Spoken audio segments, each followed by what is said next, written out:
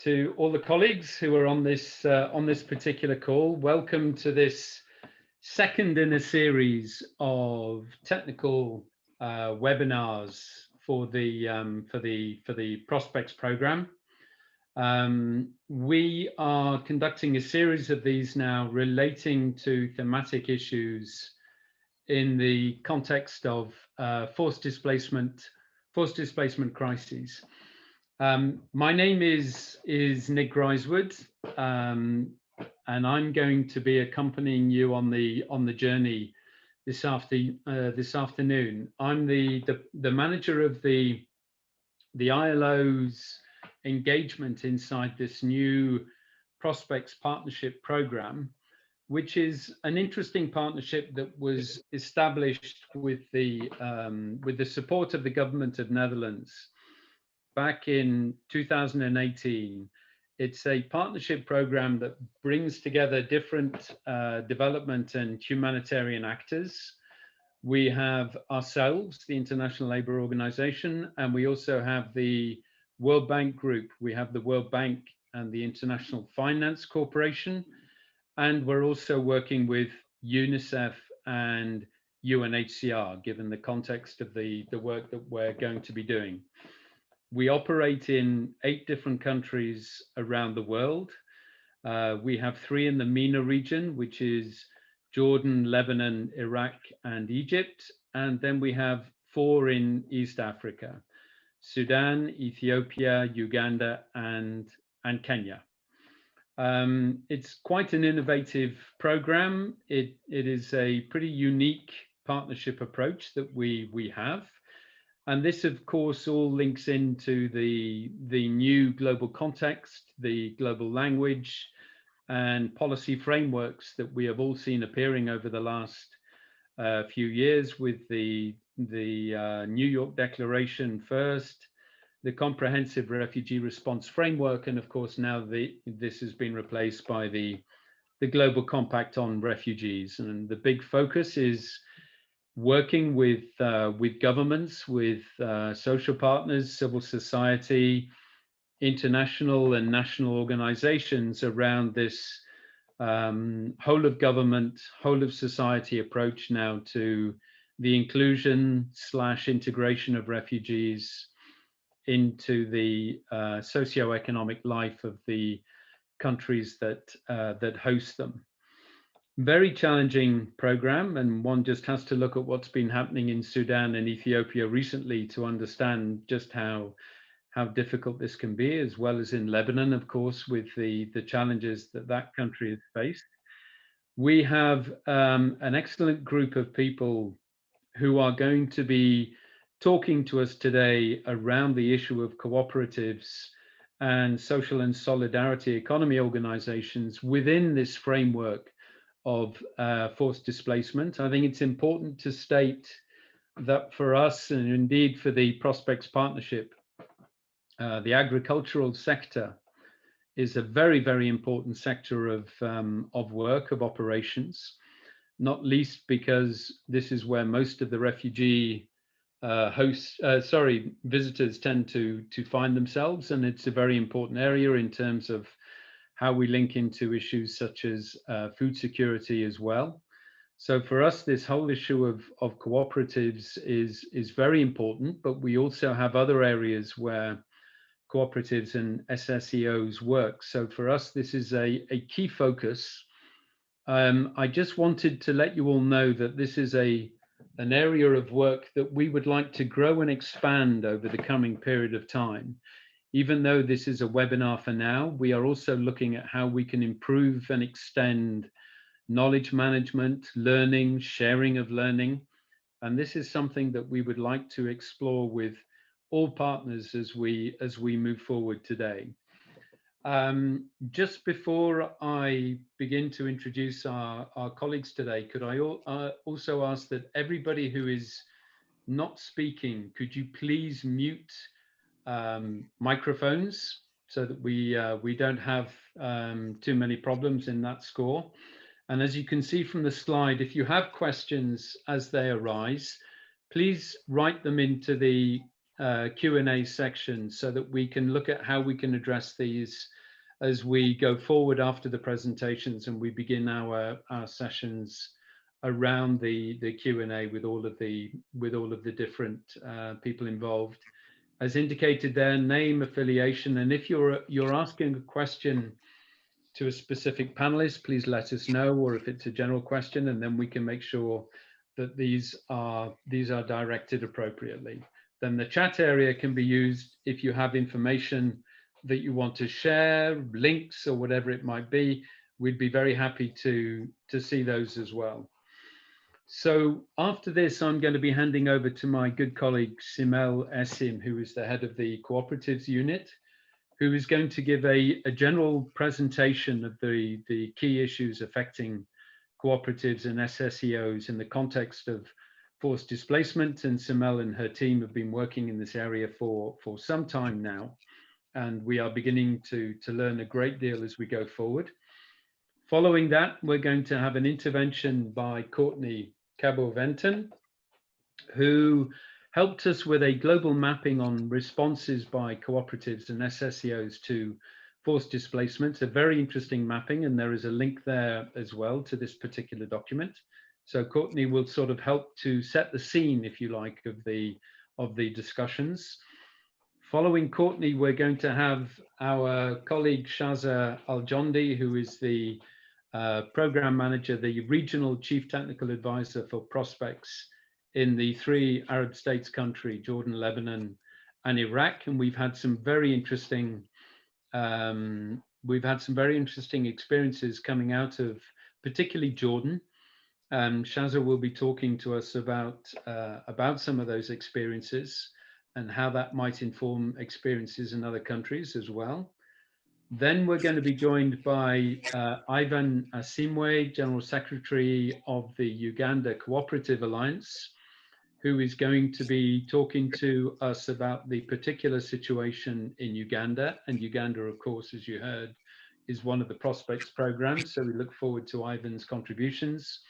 And then we will have Ida Kaya, I'm really sorry about this, Ida, Kaya Diblonlioglu. And I've got that completely wrong, but that doesn't matter because Turkey has also been a very important learning ground for the ILO in terms of the role of cooperatives. And Ida is a representative of the Youth Deal Cooperative and will be talking to us about the work in Turkey with the ILO and a particular cooperative called SADA. So without further ado, I would like to hand over at this stage to Simel. Simel, over to you. Thank you. Thank you, Nick. ILO COOP Unit is happy to join forces with the Prospects Project and co-organizing this webinar. This collaboration comes at a special time for us as we celebrate the centennial of the ILO's work on cooperatives and the establishment of the unit. Cooperatives are autonomous businesses that are jointly owned and democratically controlled by their members. They are a tested model that can help achieve economies of scale and improve access to markets, financing, information, and other sources. They can also fulfill organizational functions in securing collective voice, negotiation power, advocating with public authorities, and other private sector actors. They can exist across all sectors of the economy. Most of us know them in traditional sectors like agriculture, finance, retail, and housing. But a new generation of cooperatives are emerging around the world, notably in provision of social services, community-owned renewable energy. We see informal and gig economy workers establishing platform cooperatives as an alternative to profit-oriented platforms. And historically, values of cooperation and solidarity experience an increase in popularity during times of crises. The crises may have different natures, financial, natural disasters, conflicts. To address forced displacement challenges, a variety of cooperatives and other social and solidarity economy initiatives have been emerging. They include mutuals, associations, self-help groups, rotating saving funds. And we see social cooperatives, for instance, working for social and economic integration of forcibly displaced people in host communities like in Turkey, Greece, Italy. We see agricultural cooperatives integrating refugees as workers and developing support programs for well-being of refugee families. For instance, in the case of Jordan, cooperatives are also being established with support from national and international organizations. Members come from both refugees and host communities in agro-food processing, handicrafts, food fare, and apparel. And as part of its programs in forced displacement context, the ILO has sought to enable establishment of cooperatives and other social and solidarity economy enterprises with forcibly displaced people. Refugee-owned cooperatives are active in a variety of sectors like food processing and handicrafts in Palestinian refugee camps in Lebanon, in the occupied Palestinian territory. In northern Sri Lanka, returning refugees and internally displaced peoples have developed cooperatives in the agricultural and fisheries sectors. And the ILO has supported such initiatives from legislation and policy levels to the grassroots. ILO's work with cooperatives and wider social and solidarity in forced displacement contexts include market assessments, capacity building for existing cooperatives, and institution building support for new cooperatives. As Shaza will explain, the work in Arab states, ILO activities ensure collaboration with national stakeholders, not only ILO constituents, but also cooperative and wider social economy movements. This is critical for national ownership and sustainability beyond projects and programs. Another key element in ILO's approach is translating and adapting training tools to local context with specific attention to refugee context. Co-op movements are increasingly using ILO training tools such as Think Co-op and Start Co-op. In that regard, Eda will share the experience of the Sada Women's Cooperative in Gaziantep, Turkey. In closing, I would like to say that there are a great deal of skills and know-how among forcibly displaced populations. Refugees are establishing worker cooperatives in non-traditional sectors, notably translation services, graphic design, legal advisory services. We need to ensure that the environment is enabling for such efforts to move up the chain and for higher skill also endeavors. I will stop here. The ILO Co-op team is with you throughout the webinar and beyond to engage with you, answer any questions you may have on cooperatives and wider social and solidarity economy in forced displacement context. Back to you, Nick.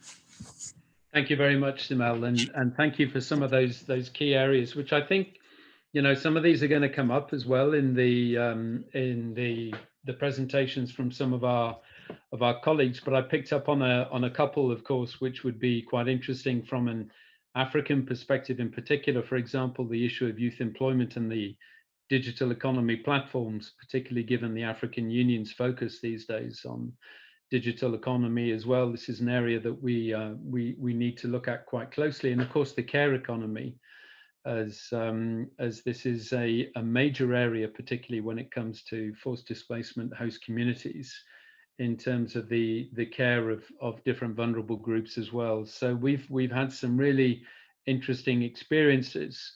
The issue, I think, of freedom of association that Simel mentioned as well is very important to ensure, obviously, that refugees can benefit from the legal framework. And I'm sure we will hear some of that a bit further on as well. But if I could turn to Courtney now as well, who produced, as I say, this wonderful mapping on responses by cooperatives and SSEOs in forced displacement context. Courtney, perhaps you wouldn't mind providing us with more of an overview based on the mapping that you carried out, looking at maybe some key examples that you feel are worth having in front of us today when before we go to some of the other countries, and thinking about some of the impact that the role of cooperatives and SSEOs can play with refugees and the communities that host them. Over to you, Courtney. Great, thank you, Nick. And Marina, I think I need you to stop sharing so that I can share on my side. Perfect. I'm going to just walk you through this presentation about this study that we undertook with Simel and Andrea and Nick's team a while ago now, maybe not quite a year ago, but but certainly pre-COVID, which seems to be the new way to measure everything. Can you see my screen? Yep, brilliant. Okay, great.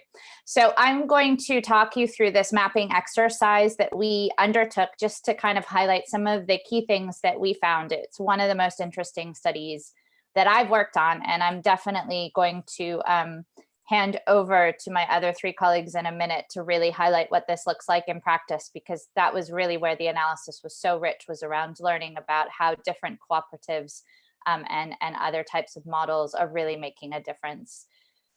So our mandate was to look at responses by cooperatives and SSEOs to forced displacement.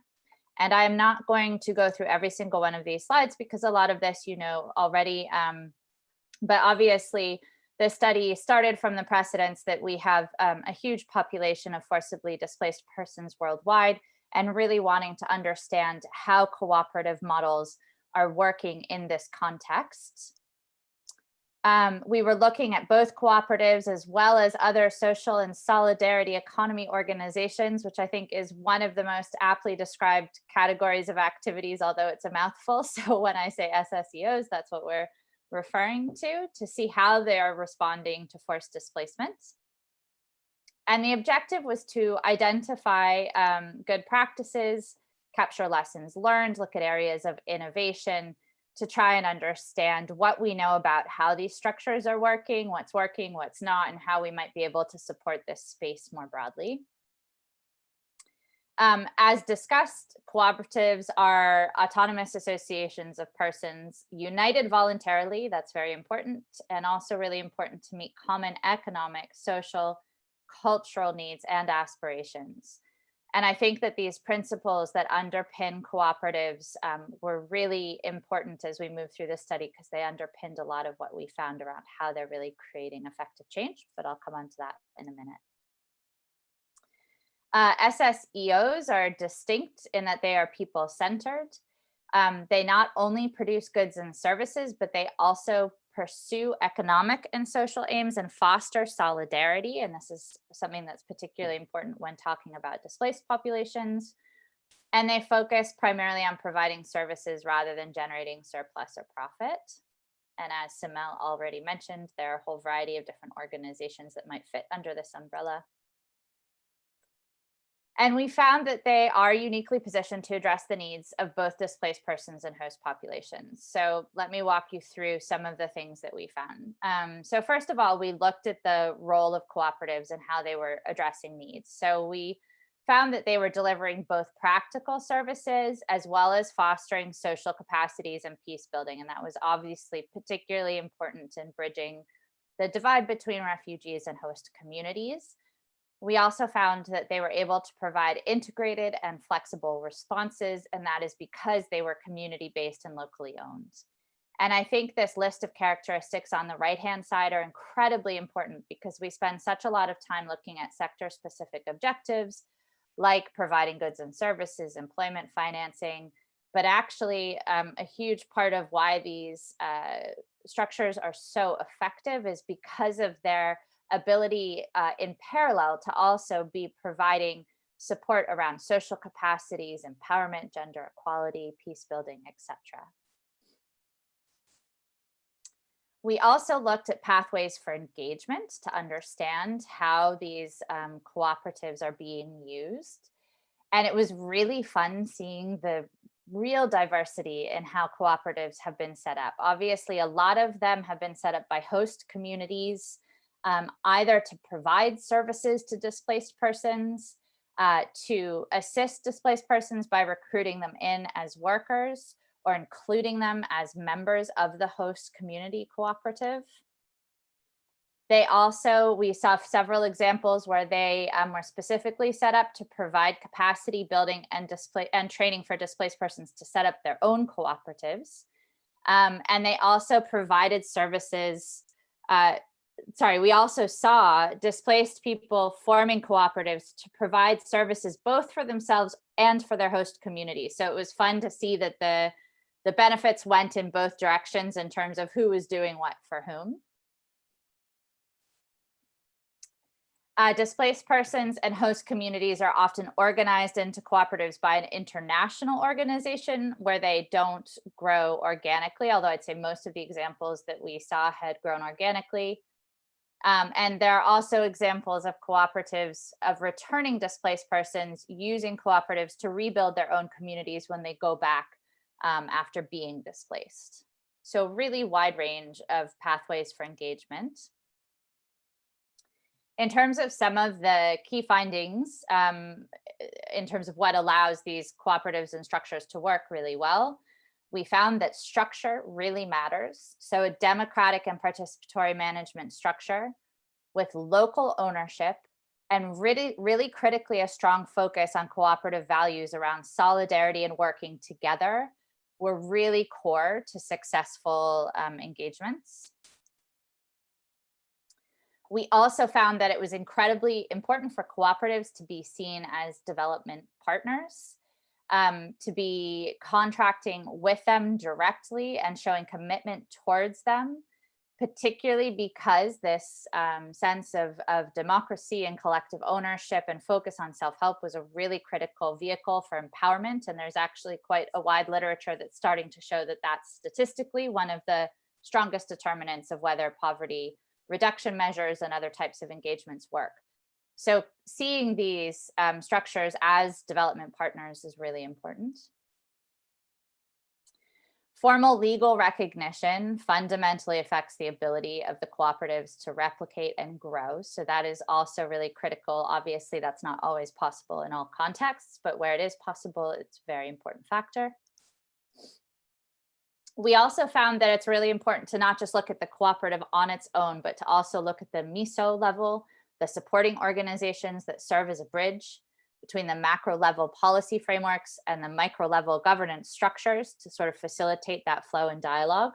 And we also found that the enabling environment in terms of international agencies was very important.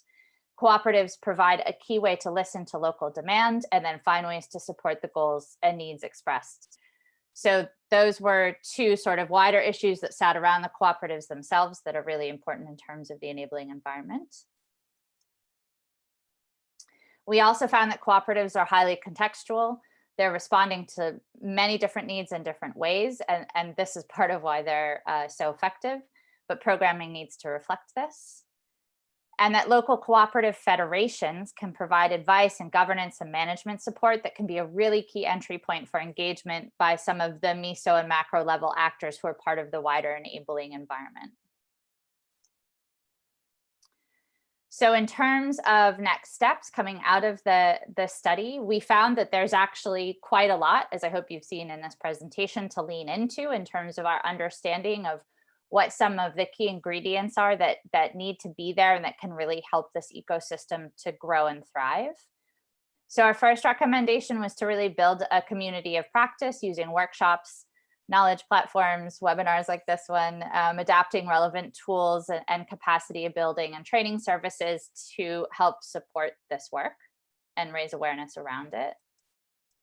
And then also to raise awareness using policy briefs and case studies, et cetera, to really highlight this is, despite the really profound impact that some of these cooperatives are happening, it's amazing how little attention they get in terms of their role. And so really making some concerted efforts to raise awareness around their work. And we also felt that there was scope to invest in research. Self-help groups and social enterprises are other forms of cooperatives, kind of at the less formalized stage, that really start to seed an ecosystem that grows into a full cooperative ecosystem. So there needs to be some more work around some of the different structures, how they work, how they feed into each other. More research around cooperatives and internal displacement. Most of the evidence that we found related to refugees. looking at the economics of refugee cooperatives and also the impact of cooperatives on women's empowerment and gender equality are all areas that we felt deserved more attention. And with that, I'm really excited to hand back and to hand over to our other three panelists who really have been doing this hard work on the ground and where all of these findings sort of were drawn from, because they really make it come to life. So hopefully that gives you a sense of the overarching principles and findings. And now back over to the rest of the team. Courtney, thank you. Thank you very much indeed. And I really would commend to those of you on the on this particular webinar as well to download the mapping and take a closer look at it. We found it incredibly informative. It has already informed some of the work that we will be doing inside the Prospects program. It supported the development of some of the country programs. And there is a wealth of information there. And I think it's really important that Courtney used the term community of practice, and we would embrace that wholeheartedly, because, you know, it's not through an hour-and-a-half webinar that we're going to make a difference to the rest of the world. It's through how we're going to use this information, how it's going to inform what we're doing. And particularly, I think one of the key areas that we need to think about is that higher level context, because we know that the whole issue of cooperative approaches with refugees, we know it works, but of course there are bigger issues at stake here, and we need to be that link that Courtney was talking about as well, between what happens on the ground and what's happening at the policy level, and of course then how that policy level is being implemented at the meso level. So I think this is going to be a key focus of ours going forward as well now, as we begin to look at this this opportunity in the different countries.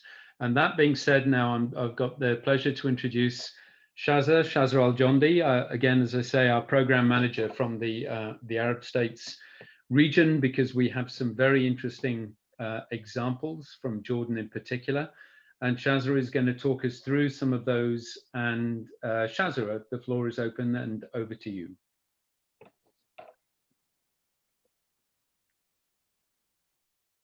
Hello, everyone. Good afternoon. Good afternoon, Nick. Good afternoon, Samel. Good afternoon, everyone. It's really a pleasure to be here with you today in this webinar. A very important technical webinar indeed on highlighting the role of cooperatives in forced displacement. We do have experiences from the Arab region. As you all know, the Arab region not only is the source of many of them, and so we do have experiences. We have been learning along the way on responding to refugee crisis. So I would like to share with you some of the examples we have, primarily in Jordan, where it's really our largest portfolio in terms of crisis response in the Arab States region, but also what we've started and LEBANON and in Iraq. But before doing so, and before zooming in specifically about cooperatives, I would like to give you a broader context about our ILO's response to the refugee crisis, and I think of cooperatives. And here I would like to say that since, I would say 2012, when the ILO started responding to the refugee crisis, our response has been all along human-centered, development-focused, and employment-driven. We have really put people at the center of response, and by people, I mean both refugees and host communities. From the outset, being also a non-humanitarian organization, we were very determined by saying that in responding and in addressing some of the humanitarian issues that are faced in those countries hosting refugees,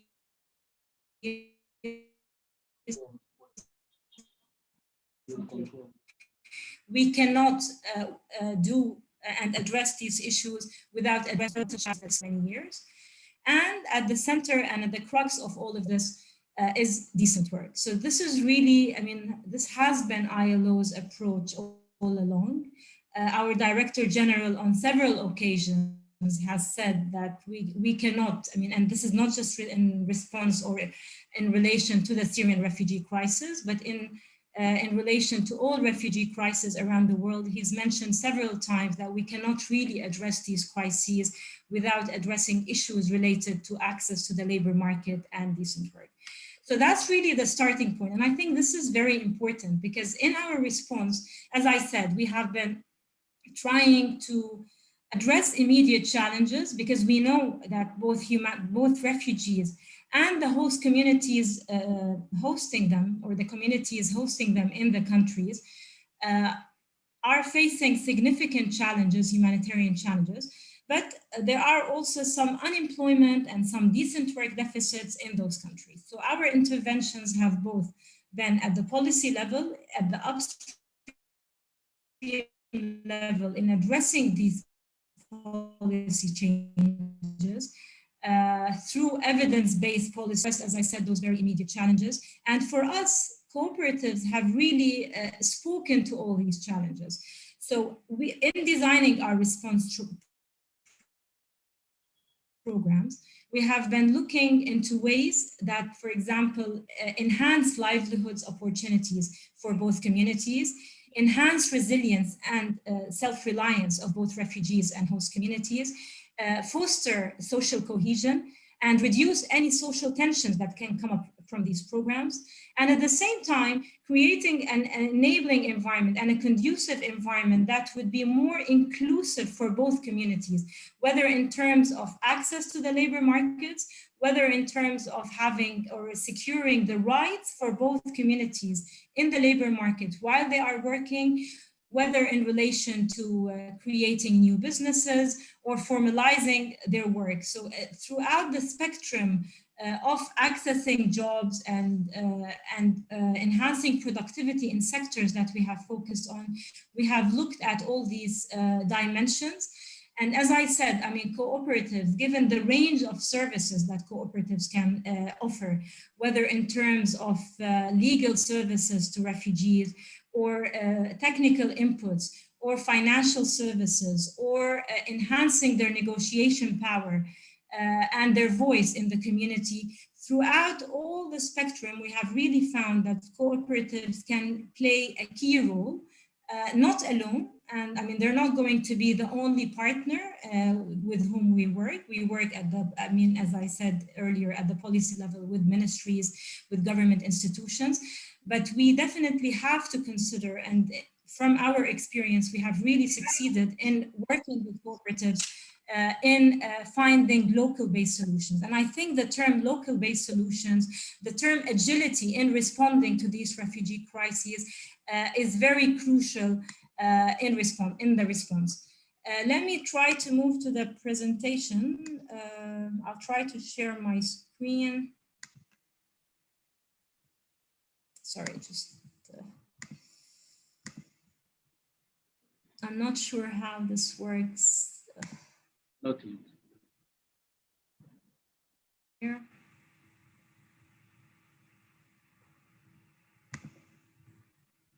Is it working now? Nick? No, Shazra, it's not. If you click on share screen there at the bottom, is it? There we go. Yes. Okay. Yeah, it's working now. It's working now. Perfect. Okay.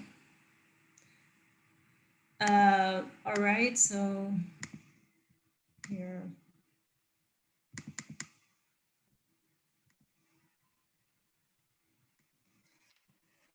So as I said, I mean, I will give a few examples from the countries in the region, primarily Jordan. And as Nick said, I'm currently managing the program of prospects in the 3 Arab countries.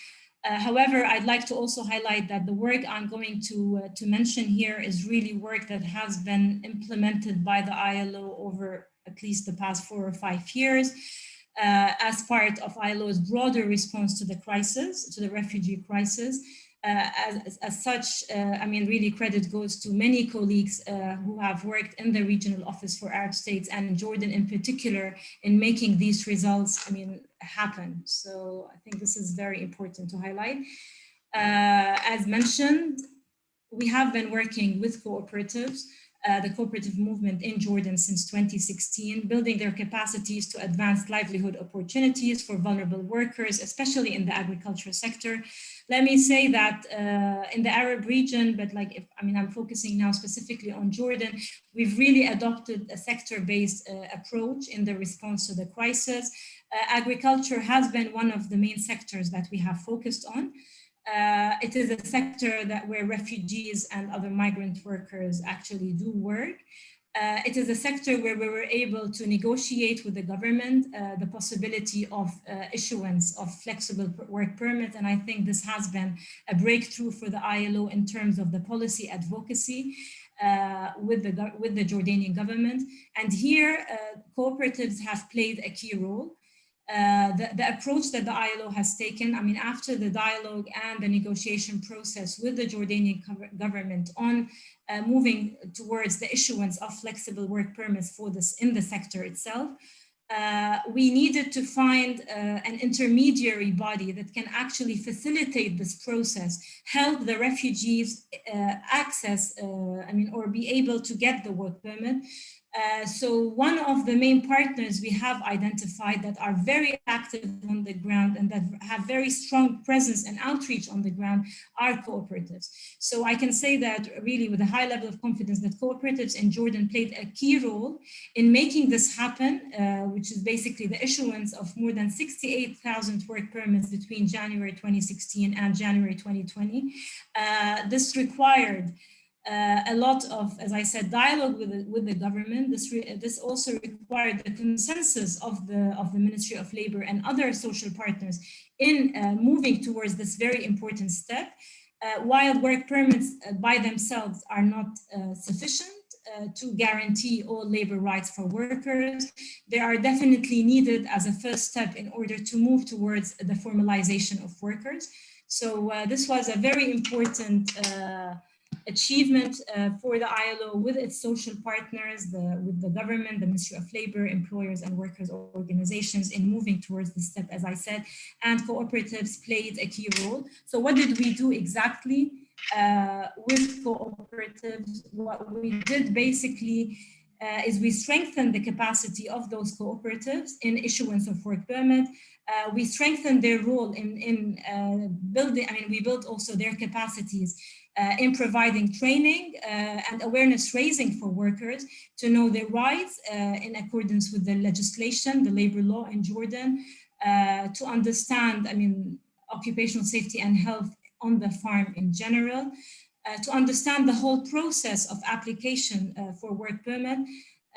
So that was really some, a range of services that were provided under this component of work permit. However, we also went a step further under prospects, and I think that's an important achievement here thus far. What we did, we said that it's not sufficient for the cooperatives to just play this role of issuing work permits. They can play a stronger role. And under prospects, since 2020, what we did is building on our experience in supporting employment services, we helped establish 6 career guidance and employment units in 6 cooperatives in Jordan in different governorates that we are targeting that have a high number of refugees. The services that these cooperatives, that these employment units under the cooperatives are providing include a whole range of services, including career counseling, job matching, work permit issuance, awareness raising on labor law, as I mentioned, occupational safety and health, and of course, in the context of 2020, the mitigation of COVID-19 in the workplace has been a very important area of work for us. So given all the challenges that all sectors have faced this year due to the pandemic, the cooperatives really have played a very important role in reaching out to the workers, in going and visiting the farms, and being very proactive to speaking to the workers directly and giving them, these awareness raising sessions and being able, despite all the challenges in the job market, to still be able to place more than 1,300 actually in the agriculture sector on jobs. So these are some of the figures we have. I mean, this is really the result of just working with cooperatives for 3 months only. I mean, since we started this agreement with them on July 1st. Through 6 cooperatives, we've been able to visit 140 farms where as I said, basically they've been very proactive in providing occupational safety and health, raising awareness, understanding the needs of the workers, the challenges they face in terms of working conditions. More than 1,600 have been registered with or through the cooperatives employment units, and around 1,300 actually have been placed on jobs. In addition to that, I mean, prior also to Prospect, there's been also some work on developing some collaboration or joint ventures between Syrians and Jordanians. So through also another project that was with the support of cooperatives and the members of the cooperatives are of course Jordanian, we were able to provide grants for joint business ventures between those cooperatives that are where the membership is basically only Jordanians, because in Jordan refugees are not allowed to be members of cooperatives. They can only benefit from the services. We actually managed to help set up 38 business ventures in different sectors, mainly in agriculture and in construction. We were able to provide them with a financial grant, but also with a whole range of technical support to be able not only to start the business, but also to maintain it afterwards. Semel mentioned a number of tools that we use with cooperatives to be able to develop the, capacities of cooperatives in managing those cooperatives. So we have different ILO tools that we use, My Co-op, Think Co-op, and Start Co-op. So this year, through a collaboration with the co-op unit in Geneva and ITC ILO, we've actually trained more than 63 cooperative representatives on the different tools. We managed to have and launch a full-fledged online training of trainers to 32 trainers on My Co-op. So, and this is really very important because this is the meso level that, we heard, Courtney talked about, Semel also mentioned, because it is very important to strengthen the capacities of these intermediary cooperatives in order to enhance and provide the service later on for the members, but also for the displaced people and refugees. In addition to that, and talking about the policy level, we are not just working with cooperatives directly. As part of Prospects, what we are doing is that we're also supporting the development and validation of a national strategy and action plan for cooperative movement in Jordan. This plan is being developed in close collaboration with the Jordanian Cooperative Corporation and of course our stakeholders and constituents. Once this plan and the strategy is actually finalized and starts implementation, it will be a very important achievement because this will be really reinforcing the principles of the cooperatives movement and ensuring that there is sustainability reinforcing the whole principle of self-help groups, of cooperatives as autonomous institutions once the project is over. And I think this is very important. Of course, one major challenge we face in Jordan, but also in other countries in the Arab region, as I mentioned, is the fact that refugees are not able, by law, to be members of the cooperatives. And this is something that we need to pursue later on, and try to advocate for. I talked about Jordan, and as I said, Jordan has really the largest portfolio in terms of refugee crisis response in the region in response to the Syrian refugee crisis. In Lebanon, also under Prospects, we've also started looking into some work where we can develop and strengthen the role of cooperatives to support livelihoods interventions. What we have been doing is twofold. Basically, we have been undertaking an assessment of some of the poorest villages in the north of Lebanon to identify the needs of the people, both amongst refugees and vulnerable host communities.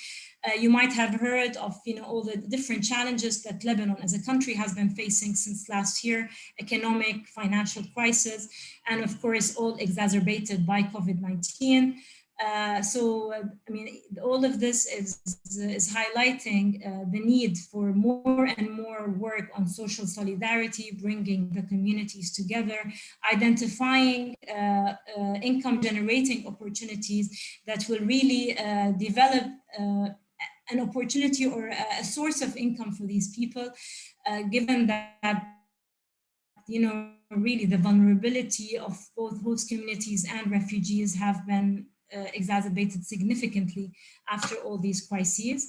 So we are looking at a number of interventions here. As I said, one of them is really to work in some of the poorest villages in the north of the country. And again, the focus here is on agriculture and agri-food sectors. Also, one other area, I mean, that where we've been discussing with other prospects partners the need for social and solidarity initiatives is in response to the Beirut blast. Again, I mean, Lebanon as a country, but Beirut in specific as the capital of the country, witnessed, as you know, a major explosion in August. And I have to say that the social and solidarity economy initiatives have been really great in responding to the crisis. There has been, we've seen, some youth-led initiatives where youth communities have come together in order to respond to the major challenges that this crisis or this explosion has created. So we are trying to build on the strength and on the human capital that we have in the country. And we're trying to see and discuss with a number of small and medium enterprises, how is it that we can bring them together to support them address some of the challenges of these communities that were hit hard by the blast. In Iraq, historically, we know that Iraq, I mean, the cooperative movement in Iraq a long time ago was very strong. Unfortunately, with all the crises that the country has faced over the years and the decades, the cooperative movement has regressed. So we are now looking into the opportunities of reviving the cooperatives in the country and enabling them to play a strong role in responding to both the challenges faced by internally displaced Iraqis and also refugee communities, in addition, of course, to the vulnerable host communities in sectors that are also really in dire need to be developed. And of course, one of them is the agriculture sector. So this is something that we are planning to do in Iraq, to assess the sector, agriculture sector, identify opportunities for ensuring that cooperatives can actually play a role in developing the sector, enhancing productivity and creating jobs, and decent jobs actually for those communities that are very vulnerable. This is really in brief, some of the, as I said, I just shed some light on some work that we have done in the region. Again, this is really a culmination of work that was implemented through several projects by many colleagues in the regional office and in Jordan. So I just basically here summarize what we've done for at least the past 5 years. Thank you very much, Nick and Simel, and thank you, everyone. And thanks to you, Shazza, and a particular thanks to you, because I realize it's a day off today in Lebanon as well, and so thank you for taking the time for being with us today. That's very much appreciated. Just on a couple of points there, maybe that Shazza raised, and colleagues, please use the Q&A box for your questions. I mean, this will be a good opportunity to have a conversation afterwards. But I think the issue that Shazza raised in terms of the voice of refugees, how cooperatives and SSEOs can contribute to a process through which the voices of refugees are also heard on the platform of forced displacement response, has been a very important area of work for the ILO, particularly in the Arab states and especially in Jordan. And I had the pleasure to witness some of that in the Jordan Valley with some of the work on cooperatives that they did there, and it really was quite a powerful expression of solidarity between the host communities and the refugees. and also sort of reinforces this issue of local-based solutions, enabling us to be a little bit more agile in terms of how we can support decent work opportunities for refugees and host communities too.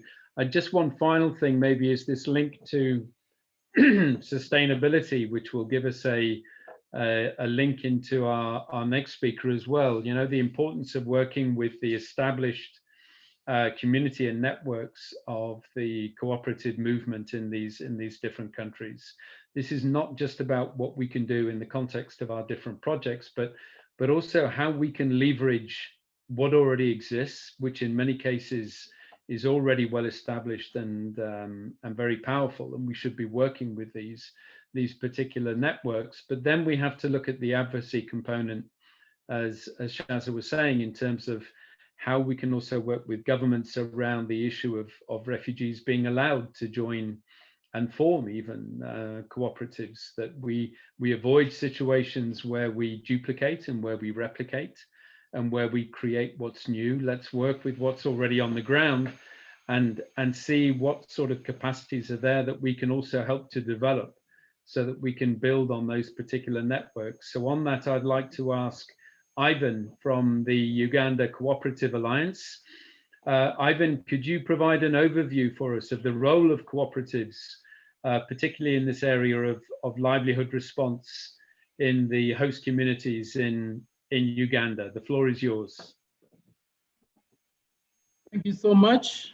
Good afternoon, everyone, and I'm highly privileged to be part of this discussion, a very important discussion that looks about the cooperative movement in Uganda specifically and their roles in the refugees and the host communities.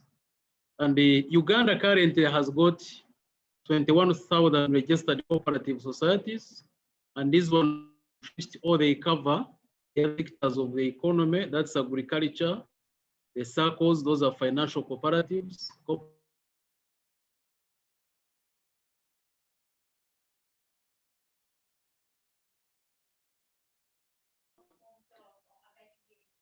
Oh dear. Ivan, have we lost you?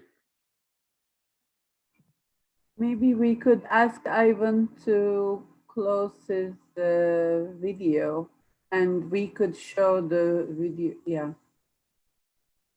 Ivan, we've lost your voice, so maybe if you... You will need to reconnect. Yeah. Is he still connected with us at the moment? Yeah, he's still there. Ivan, are you there? If you're there, could you turn off presenting your screen and we'll do it for you? And maybe if he could also turn off his camera.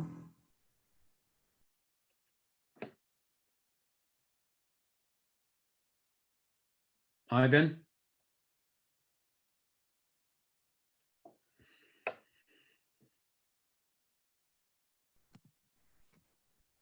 Andrea, do you want to try and see if you can pick him up on the... And maybe while we are waiting for him to come back, Nick, we could... Yeah, we'll go to the next speaker. Yeah, we could go to Eda. Yeah, okay.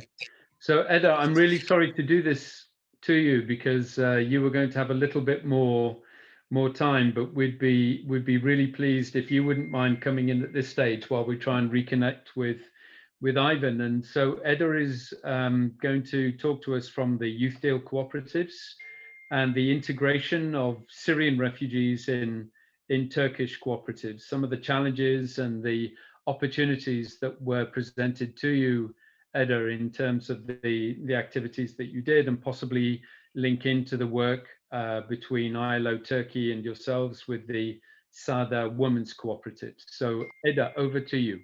Okay. Thanks, Nick. It's not a problem for me. I'm glad to be here and delivering this speech on the behalf of Youth Deal Cooperative. And I'm the member of the Youth Deal Cooperative, which is a not-for-profit training, research, and development cooperative, which provides startup and capacity development trainings on cooperative entrepreneurship for underserved communities such as Syrian refugees and rural women. And thank you for the opportunity to share our field experiences on mixed membership cooperatives established by host communities and Syrian women. And the geographical scope of our field experiences includes 3 cities of Gaziantep, Mardin, and Izmir, and 20% of Syrian refugees in Turkey residing in these cities. And Turkey is home to the world's largest refugee population, 3.6 million of whom are trained under temporary protection, and close to 370,000 are refugees and asylum seekers of other nationalities. And many refugees have depleted savings they arrived with, and as many do not have access to decent work opportunities. And this has serious consequences on their ability to provide food, housing, and other basic needs for their families. And cooperatives have positive impacts on refugee women through the 3 major channels.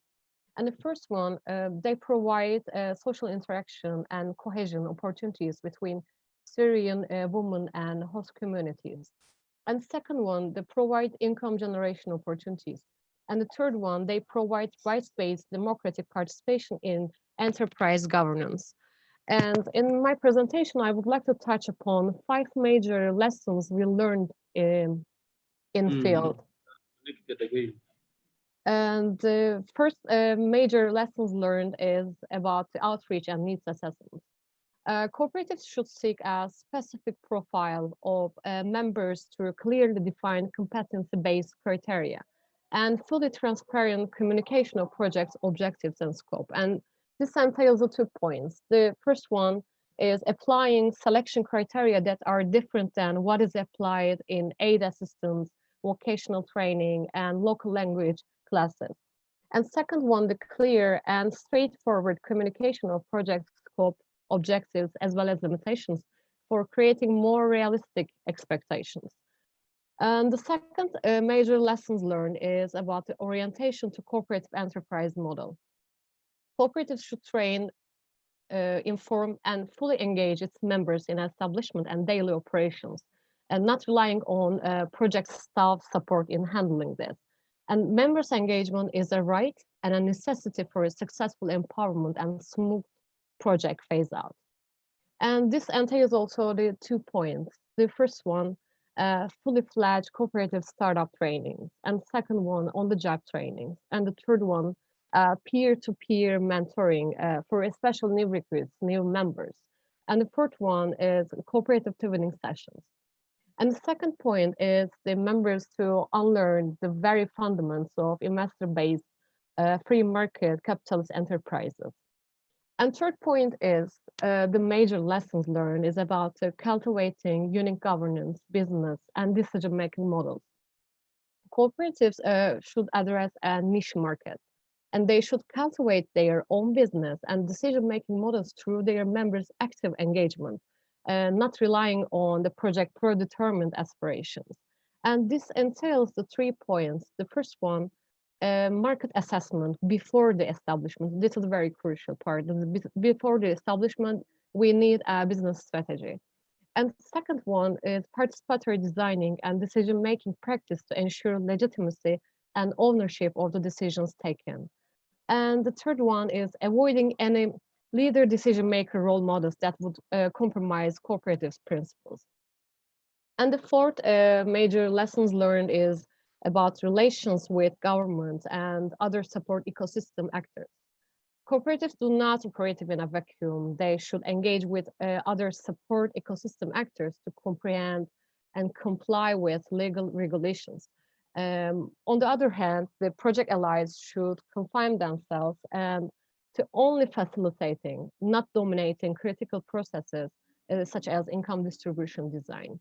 And this entails also points to 3 major points. The first one, acquainting and aligning with ecosystem actors such as public service providers, ILOs, NGOs, and chambers of commerce, especially considering refugees' work permit and insurance issues.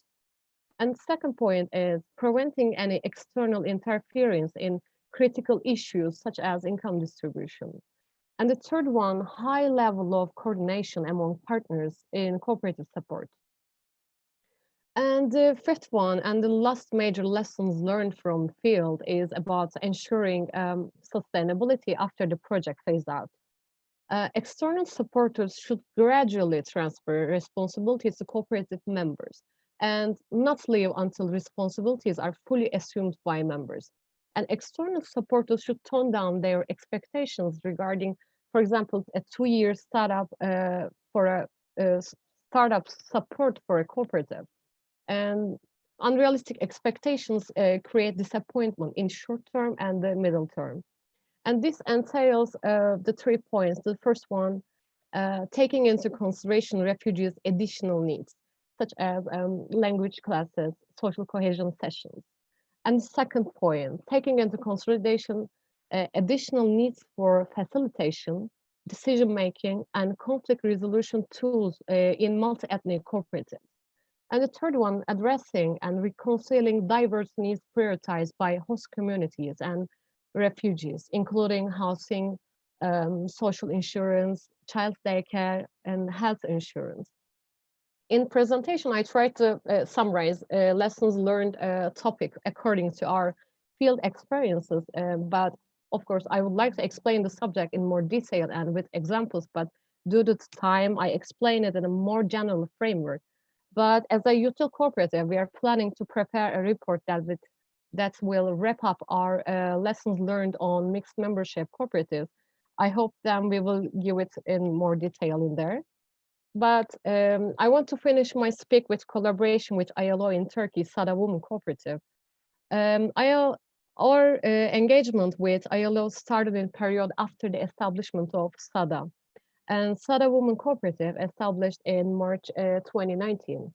And after that, we completed capacity development trainings until June 2020. First of all, we determined the needs of the cooperative and needs of the members. Then capacity development training curriculum was created according to the results of needs assessments and cooperative members' needs. Curriculum generally included such as basic principles of cooperative, labor and surplus distribution relations, corporate marketing, teamwork, communication, and cooperative surplus creation and distribution. After the training was completed, more emphasis was placed on the intra-cooperative governance studies, especially during the COVID-19 period. This is the end of my presentation. Thank you, Nick. Thank you, Smel. Thank you very much, Eda. Very much appreciated. And we will come back in the Q&A session, Eda, to some of the key issues that you raised and give you that opportunity. But again, that for us also reinforces the importance that we keep these conversations going, and we look forward to learning more and hopefully contributing more as well to the experiences in Turkey going forward. I mean, again, this is about looking beyond prospects, right, in terms of other areas. I mean, what's important now is that prospects is a catalyst, and it's important that we use this to learn from experiences in other countries, such as in Turkey, but also that we can expand beyond this in order to be able to contribute to other countries which are struggling with similar forced displacement responses as well. We have Ivan's lovely smiling face back in front of us. So Ivan, I hope you're going to be able to continue. So we'll pass the floor back to you if that's okay.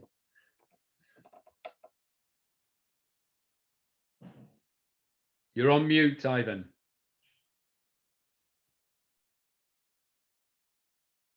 Mute. Yes, you can hear me well. We can hear you now. Thank you. Yeah, thank you so much. It's unfortunate that I was lost somewhere, but it's the issue of network. But I'm happy to be part of this meeting, and I want to thank everyone. I want to thank the organizers, ILO, for this good initiative. And as Arya said, Uganda has over 21,000 registered cooperatives that are into finance. Those are SACCOs, savings and credit cooperative organizations. They are into agriculture. Majority of them are in agriculture because Uganda is an agro-based economy, then cooperatives in health, transport, housing. So they are in all sectors of the economy. But strictly here, we are talking about the circles or cooperatives within the refugees and host communities. If we can, you can continue scrolling, you can scroll. You continue. Davila, okay. Uganda is the one of the largest. You can come down a bit. You are coming. Oh, no, before that, just scroll up. Continue, one. So Uganda has long been known for its progressive policies towards the refugees and has guaranteed fundamental rights, including the right to work, do business, access education, freedom of movement. So in other words, Uganda as a country has policies, good policies on how the refugees and the host communities can work together. They have a right to own land. They have a right to do business. They can attend education. So the policy is really good for the refugees. And this one forms the basis for the refugees and the host communities to run cooperatives very well. And most of the cooperatives in these refugee camps are circles or the savings and credit cooperative organization. Because of such, refugees together with the host communities have formed cooperatives for socio-economic empowerment. And this has been possible due to good working relationship between the refugees and the host communities, and with the support from UNHCR, the government in the office of the Prime Minister, and the other partners, including ILO. So you can see really that our refugees here and the host communities are working together using a cooperative model. Continue.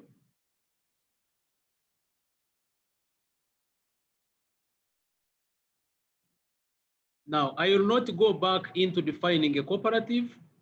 The other speakers have clearly mentioned what a cooperative is and the types of cooperatives, the principles, the values, all that has been mentioned very well.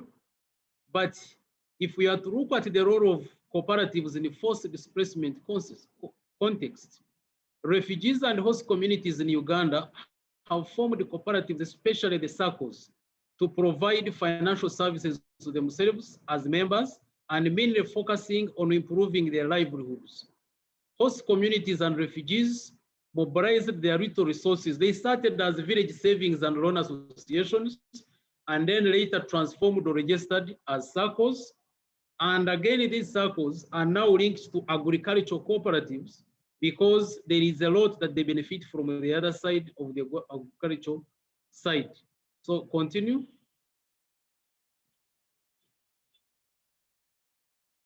Continue. Yes, like any other human beings, refugees and host communities, no, you have moved very fast. Yes, like any other human beings, refugees and host communities need financial services, that is in terms of savings and credit to them to meet their basic needs. And refugees being aliens with no, so the solution to this, like any other person, refugees need also to live. They need to eat, they need to survive like any other person. However, here it has been a challenge to them. They need to save their little money. They need to access credit in order for them to be able to meet their daily or the basic needs. However, the challenge they had was access to security. Because in Uganda, if you're a member of a cooperative, a circle, then for you to access a loan, you need guarantors, you need collateral security. But the refugees lacked that. Even the guarantors were not credible enough for the commercial banks to accept them. So the only solution for them to accessing credit and be able to save their money was to form cooperatives. And because of continued financial exclusion, because they have been excluded, commercial banks would not lend to them, because they didn't have security. The guarantors were not there. Even the locals could not accept to guarantee refugees because they don't have a permanent home.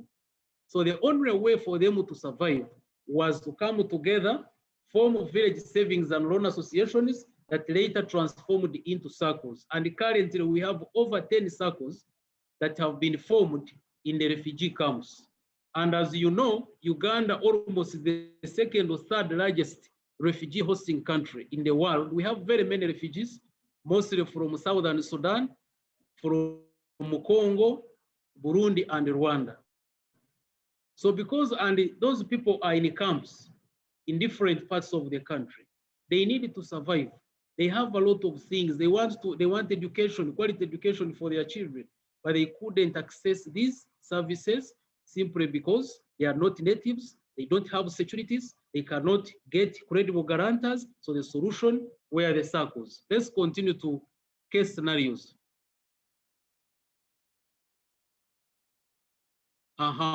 What are these circles? What these circles offer to their members? This is what they have been offering, or what they are offering currently.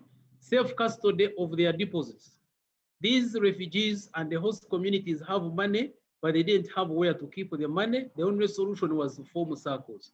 Agricultural financial credit. They could not, some of them went, because like as earlier mentioned, Uganda's policy is very conducive for the refugees, that once they come here, in the camps, they are also given land to cultivate. But the challenge, they didn't have money to buy inputs like seeds, like fertilizers, and the other necessities. So they can access credit and then put into use. Business loans, some of them are doing businesses. When you go to camps, already businesses are booming, but they didn't have money to do this. School fees loans, they are able to educate their children using the money from the circles. Asset acquisition, some of them have been given, they have acquired assets like motorcycles. They have even gone ahead to buy assets here. Some refugees have bought houses, they have bought land, so they have been getting mortgage loans. Seed capital, this is especially for women, whereby women within the refugee camps, they get this money, it's a revolving fund, and then they are able to trade, buy produce and sell, and then they are able to make a living. Emergency loans, in the case you have an emergency, like a child is sick and you cannot get proper medication within the camp, then you can easily get credit, you take your child anywhere you want, or any other emergency. Linkages, they have gotten linkages, like for example, when I talk to Wamanja, they have very strong businessmen around.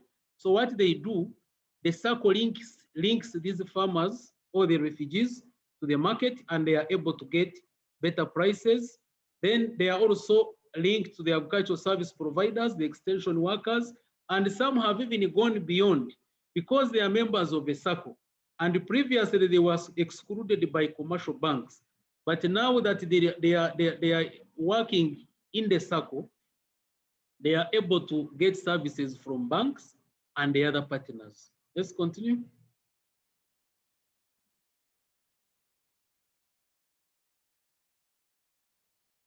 Yes, case scenario, let's look at the Katarieva Circle.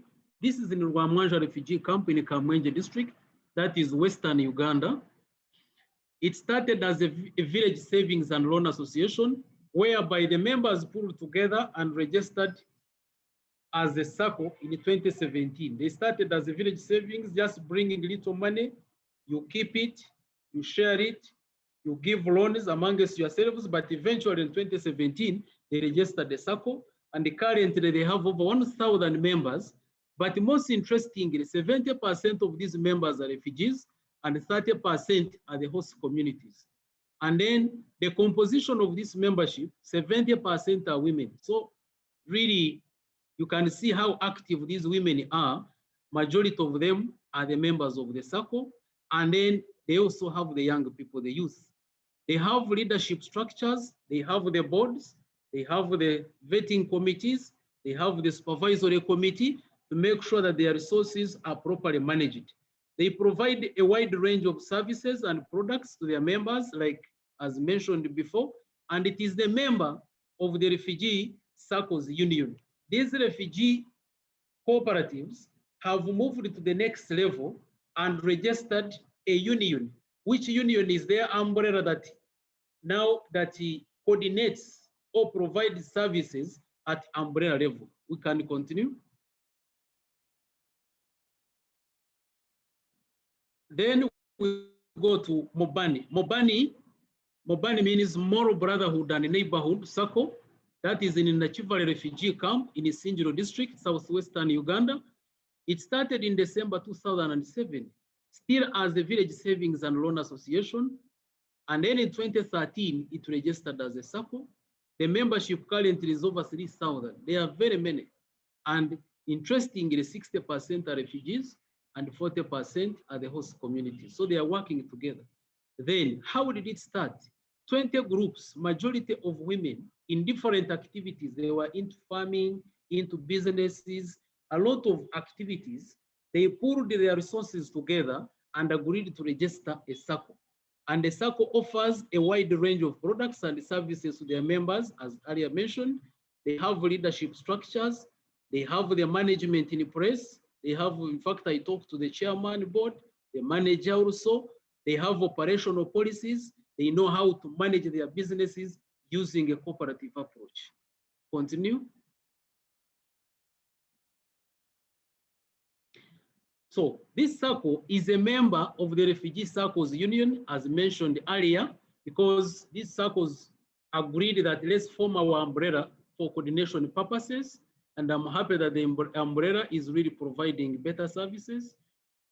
Then it transferred staff salaries. It has even gone beyond. There are some organizations that are working with the refugees. So because the circle is there, they gave it an instruction to transfer salaries, to pay staff salaries. So the money is put in the circle and then the circle pays staff salaries like a bank. Has successfully managed a revolving fund provided by UN to refugees, as mentioned earlier. Then provided seed capital. Seed capital is a revolving fund to women groups for business. They buy and sell produce. Working on the Nachivale Oruchinga Refugee Settlement Women Empowerment Cooperative, which is NOWECO. They are also implementing this program whereby it's also a revolving fund. They give money to women groups. They use the money economically, and then the money is paid back. It goes to another group like that, like that, like that. Then they have also gone ahead to link to the world, to the War Child Canada to support 75 women groups of 10 each. So they are also working with this organization to supporting the women, because women are the majority. Women suffer a lot. You know, if you talk of refugees, the women suffer a lot in this scenario. That's why these circles are really focusing more on women. How do we empower women economically? How do we support women activities? Through the War Child Canada, working with the Nachivale Oruchinga Refugee Settlement, the seed capital, all of that to ensure that they really empower women. Because the moment you empower women, you have empowered the entire family and the whole country. Continue.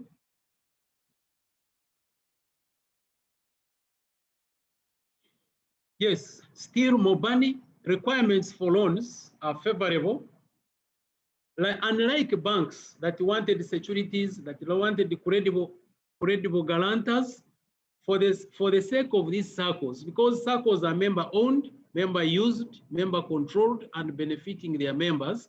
So the requirements for getting these loans are not so stringent like for banks, because for them, as long as you're a member of the circle, you get your guarantors, then they don't want security, because after all, the refugees don't have security. So they'll go ahead, do that assessment, and give you money.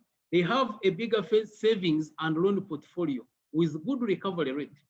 Fortunately, the information we have is that the refugees are not defaulting because they are law abiding, and they use refugee welfare councils. They have created the councils within refugee camps, which are sort of like disciplinary committees. If you are given a loan, for example, and you don't pay well, then you are taken to this committee for disciplinary action. You explain why you are not paying. and then eventually you are able to pay. And the circle has opened outreach programs. It's a very big circle, a circle with over 3,600 members, and of which 70% are women. Then you can see it is covering a wider area, and they have put up other outreach centers in order to reach out to many. Proceed. Ivan, could I ask you to wrap it up very soon, please, my friend? Yes. Yeah, thank you. Now, go to the impact of the cooperatives on refugee livelihoods, social cohesion. It has brought that brotherhood, like Mobani, which is sort of brotherhood. There is that cooperation between the refugees, the host communities, because they work together as a team. Access to credit for different economic activities. Members are able to access credit. Increase the food production and hence food security. This is true because they access extension services, they access inputs, then inputs and output marketing by the refugees. Some of these members of the circles, they are also linked to agricultural cooperatives, which help them to access inputs, aggregate their produce, do processing, and then collective marketing. Then improvement in education. The circles have helped the members to educate their children. Women and youth are engaged in many economic activities, and then staff support organizations are able to receive salaries through the circle. Proceed. This is almost the second last.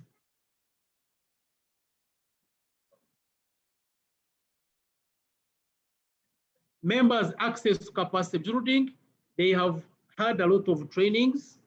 So capacity building has been able to take place because members are organized in their cooperatives. Low spending by the refugees. Now refugees no longer waste money because they are members of a cooperative. They can easily save their money instead of wasting it, because they used it to waste the money because they didn't have access to formal banking. Access to support from UNHCR. This is, as I have already explained this, linkage to big banks through linkage banking. Like Mobani, they are linked to Centenary Bank, which is a very big commercial bank in Uganda. And for those members of the circle who want services from commercial banks, they are able to get as long as they are members. Networking has been made possible using the circles union. There is that network in Oruchinga, in Nashivare, in Rwamwanja, in Changwali. They are together, they network under that umbrella. Contribution to addressing challenges of psychological effect. We all know what happened, the psychological torture with the refugees, but because they are all involved in economic activities through the circles, then they tend to heal gradually, and you find they forget about the challenges, but they now focus on economic enterprising. Then reduced malnutrition, especially among children due to food production, and reduced dependence on refugee support agencies. They have the money, they can really do what they want. However, the challenge now we see as you continue, the challenge has been COVID-19. Uganda now has over 17,900 registered cases and with 172 deaths. So like any other sectors of the economy, these circles have been affected, but the circles are strategically focusing on post-COVID. And among those issues, they are looking at capacity building. How do we continuously educate our members? They are looking at the loan rescheduling and restructuring, so that if someone had a loan before COVID, the business has been affected by COVID. So how do we address this? So they have invited those people with loans, they have negotiated with them, and then the situation is normalizing steadily, and very soon the circles will continue to work. And they have also lastly, they are working with the partner organizations in ensuring that they address the effect of COVID. Thank you so much. And thank you very much indeed, Ivan. That was really very interesting. And I think what's interesting for most of us as well is to hear how much is already happening in Uganda and the immediate region in terms of what you're doing with refugees and forced displacement, and of course with the support of some of our colleagues as well in UNHCR, which I think is very important. Colleagues, we're very, very short on time now. So just as a quick sort of summary of some of these things, we're going to try and get through a very quick tour de table of the speakers. And if Courtney, I know that you have to go very quickly. If you wouldn't mind coming in with a closing comment around the social aspects of cooperatives and SSEOs, so that there is some balance and understanding as well, the other aspects of the cooperative concept and principles that, that can be contributed here. Thank you. Yeah, sure. So just very briefly, I wanted to just reemphasize the fact that, you know, when we talk about cooperatives, we're talking about a wider ecosystem of social and solidarity economy organizations. And I said at the start that that name is incredibly important, even though it's hard to say in one mouthful, because it really is about social capital and solidarity. And there's an increasing, there's a tendency to focus on how we can provide people with access to services, agricultural, market delivery chains, and access to finance, and all of these things. And one of the reasons why we at our work have focused more on self-help groups than on savings groups is because they specifically focus in on the role that social capacities play in delivering outcomes. And this is incredibly important. And there's actually a growing evidence base, even from people like USAID and the World Bank, that shows that our investments in social capacities, and this has a strong gender element, empowerment, networking, peer support, collective action, that actually has a profound and statistically significant impact on the effectiveness of any of those other things working. And I think that that's a big part of the power behind what we're talking about today. And I want to keep that front and center. So that would just be a closing comment on my side. And then back over. Thank you. Thanks very much, Courtney. And I think that's going to be quite important. Also, if we could go over quickly to Eda.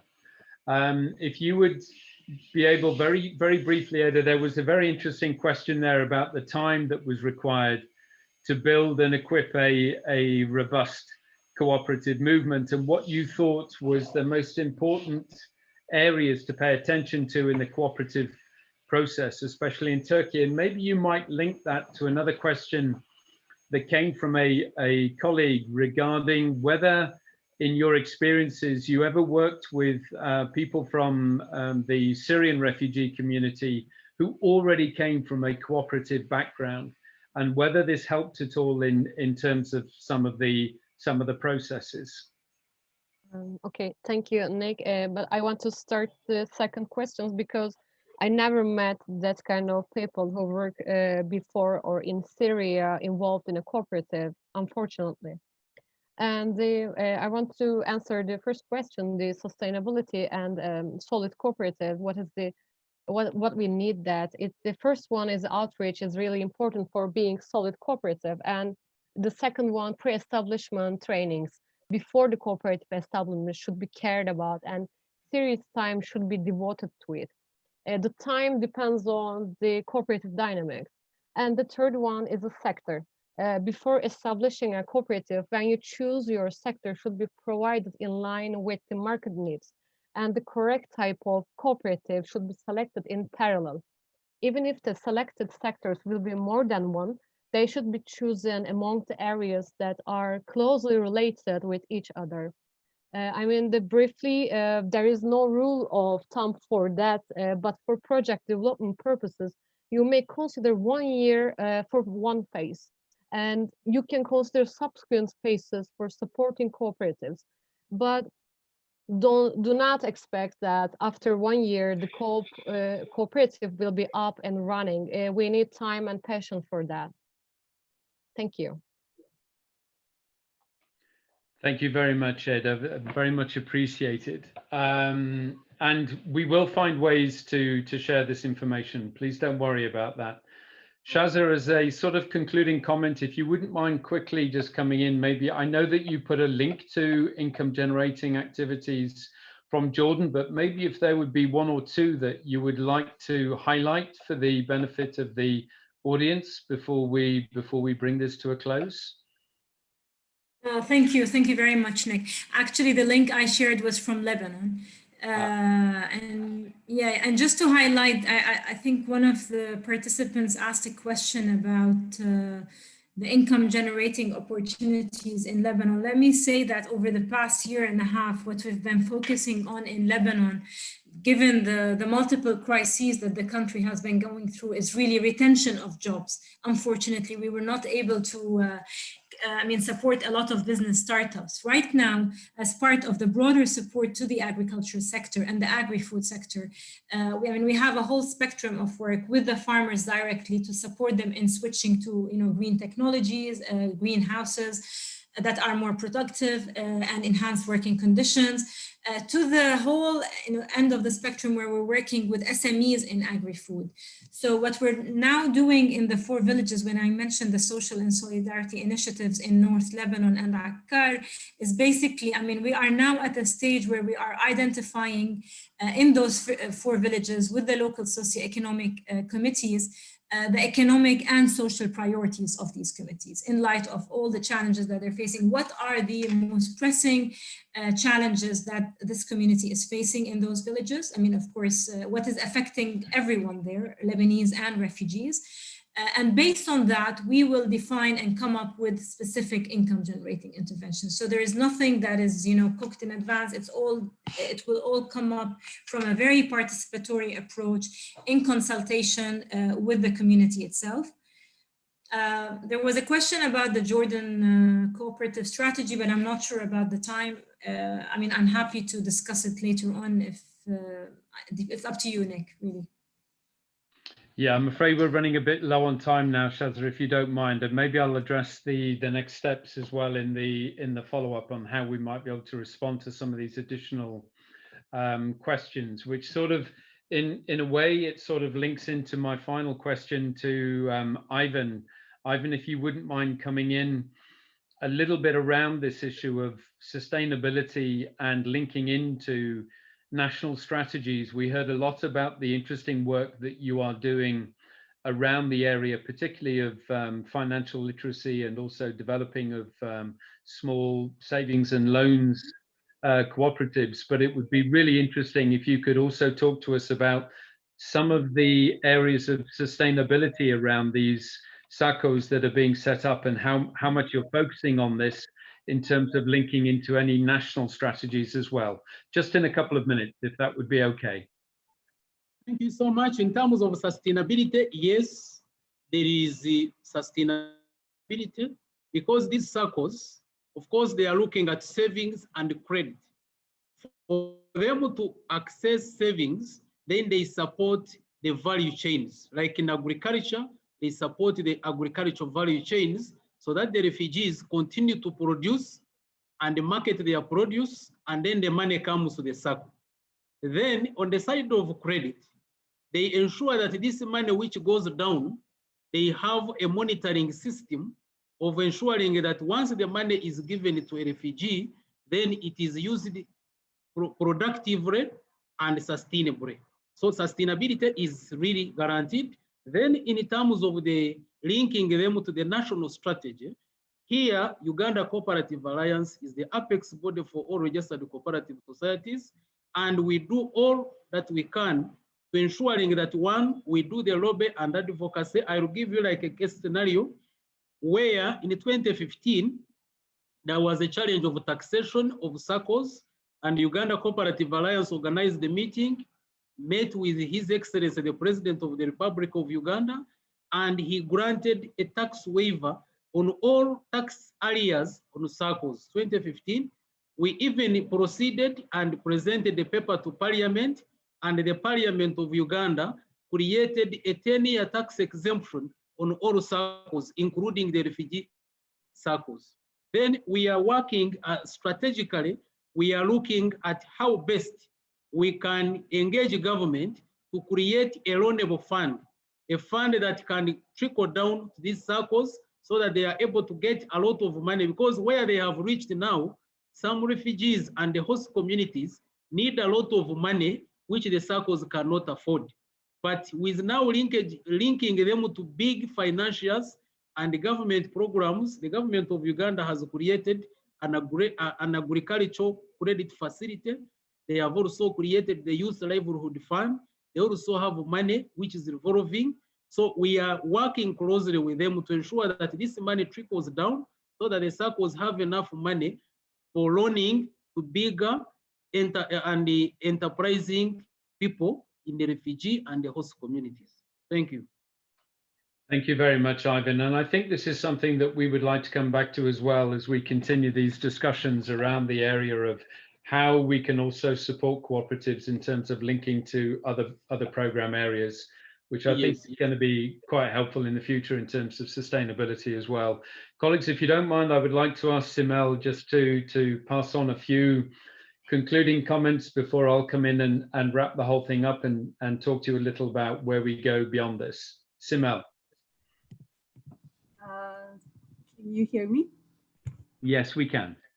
Thank you, Nick. I think what Shaza wanted to say around policy is very important, inclusive policies. We see in these examples the different types of inclusiveness of cooperative policy. Uganda being very inclusive, Turkey being somewhat encouraging of refugees being able to join in as members, and in Jordan, Lebanon, this not being the case, refugees not being able to found or be members of cooperatives. So I think the macro policy environment is very important, and having a systemic approach that works both at micro, meso, and macro levels is something that we espouse for in our work at the ILO. And I think the point Eda made about